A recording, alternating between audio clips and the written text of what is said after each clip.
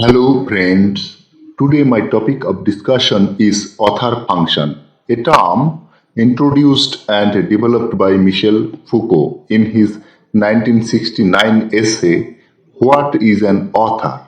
Friends, in my previous video, I have discussed Foucault's term apparatus or dispositive.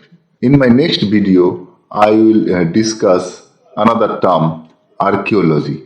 Let's start today's topic, author function. The term author function was introduced and developed by Michel Foucault in his 1969 essay, What is an Author?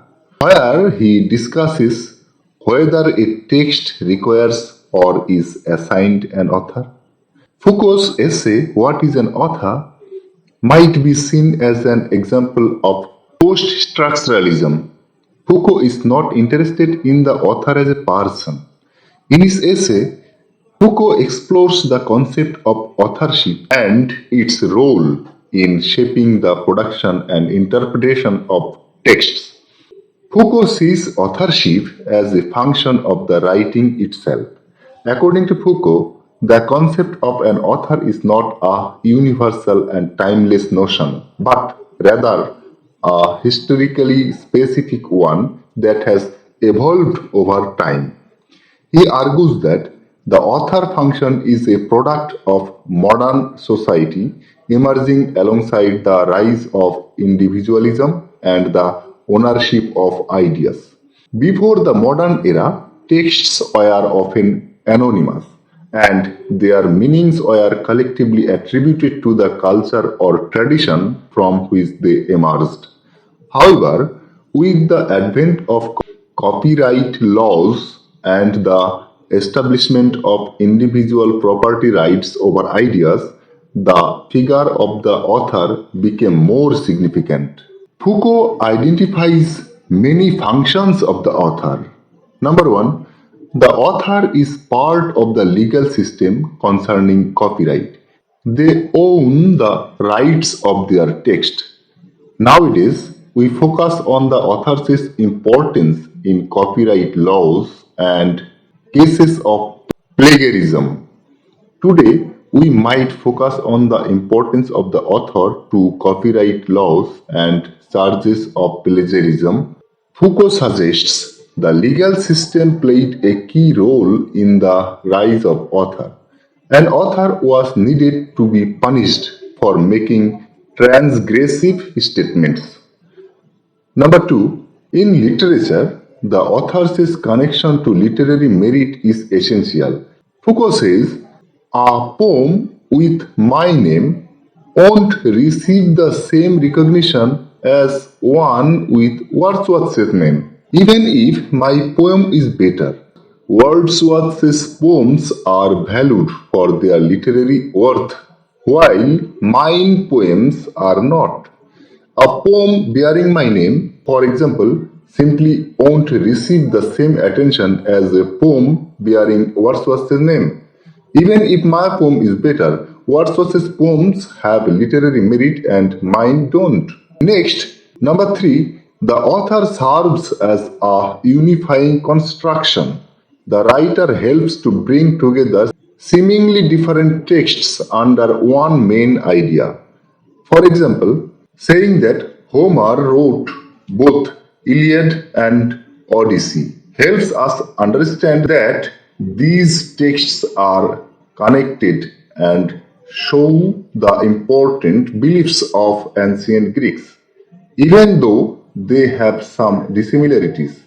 Simply put, this function shows our belief that authors are internally consistent. They write about the same themes over and over, for example, and they are either always good or always bad at what they do. The author's name is important because it brings a text together and gives it meaning. When we see an author's name on a text, it gives the text authority and makes us think about what the author meant. Number four, the author's function is constructed rather than spontaneous. The author's name is associated with a certain level of quality, and texts that contradict the author's ideas or writing style are disregarded. Events that occurred after the author's death are also disregarded. Number 5.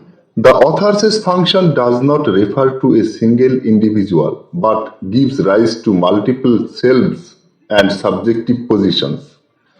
Writing has the power to influence and inspire other works. The printing press during the Reformation challenged the authority of the Catholic Church. Number 6. The role of an author is not universal. Remembering who wrote something is crucial, but it is not necessary to recall who discovered a math equation. The author function affects texts differently. Science textbooks' authors are less clear compared to well-known novel authors.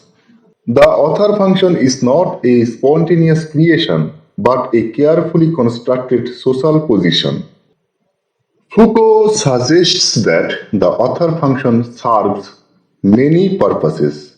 For example, it allows a specific individual to be identified as the originator of a particular text or work, granting them authority and responsibility for its content.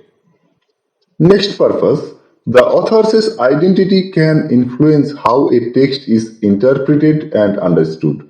The author's background, intentions, and personal history may be used to shed light on the meaning of the work. The idea of the author also helps us know who made the text and what they wanted to say. Sometimes we try to understand the author's intentions when we read their works. The next purpose. The author function can be used as a mechanism of control, determining what is considered acceptable or unacceptable within a given cultural context. It helps establish boundaries and norms for literature and discourse. Next purpose. The author function introduces the idea of a unified, coherent, and intentional subject behind the text. This notion of a singular authorial voice can mask the diverse influences and complexities involved in the creation of a work. Foucault's exploration of the author's function is part of his broader analysis of power and knowledge in society. By questioning the traditional notions of authorship, he invites us to critically examine how authority and meanings are produced in cultural and intellectual domains. This essay has been influential in the fields of literary theory, cultural studies, and media studies, provoking discussions about the nature of creativity, interpretation, and the dynamics of knowledge production. Thank you, friends. Hope to see you in the next video, Archaeology.